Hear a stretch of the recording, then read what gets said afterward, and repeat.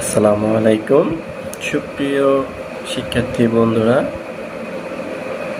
বিশেষ করে ষষ্ঠ শ্রেণীর ছাত্রছাত্রীদের জন্য আজ আর্টিকেল সম্পর্কে আলোচনা করব।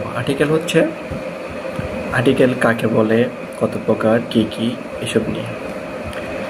তো আর্টিকেল কাকে বলে?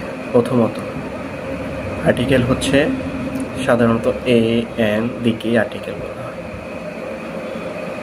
আর্টিকেল কত প্রকার ও কি কি? আর্টিকেল হচ্ছে মূলত দুই প্রকার। এক হচ্ছে ডেফিনিট আর্টিকেল, নির্দিষ্ট আর্টিকেল। দুই হচ্ছে ইনডেফিনিট আর্টিকেল, অনির্দিষ্ট আর্টিকেল।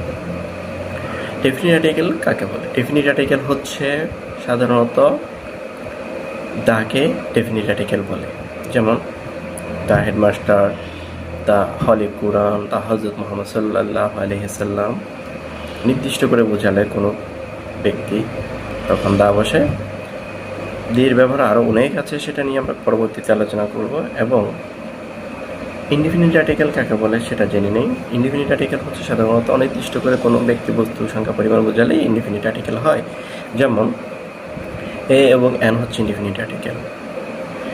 আর এন এর ব্যবহারের ক্ষেত্রে শুধুমাত্র ভাওয়াল উচ্চারিত শব্দের পূর্বে এন বসে। যেমন ভাওয়ালগুলো হচ্ছে 5টি: এ, ই, আই, ও, ইউ।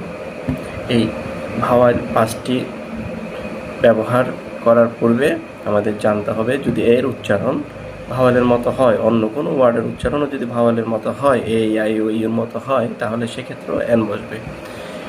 এক্ষেত্রে বলে রাখা ভালো যে এ, ই, আই, ও, ইউ ছাড়া বাকি সব কনসোনেন্ট শব্দের পূর্বে এ বসে। যেমন a chair, a table, a pen. আর ভাওয়াল উচ্চারিত শব্দের পূর্বে এন বসে। যেমন an apple, an ice cream, an umbrella, an egg.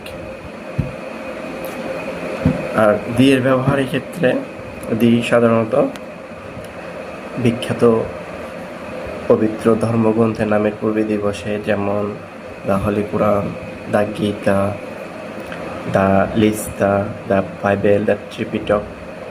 And যেমন দির ক্ষেত্রে বিশেষ বিশেষ কয়েকটা ক্ষেত্রে দি বসে, তার মধ্যে অন্যতমগুলো নিয়ে আলোচনা করব।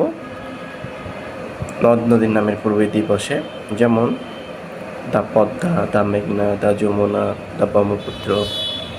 এখানে আরেকটু বিষয় আলোচনা করবো, সেটা হচ্ছে নদ নদী। নদ এক জিনিস, নদী এক জিনিস। নদী হচ্ছে ফিমেল বোঝায়, আর নদ হচ্ছে মেল, পুরুষ। তো নদীর সংখ্যায় বেশি, নদের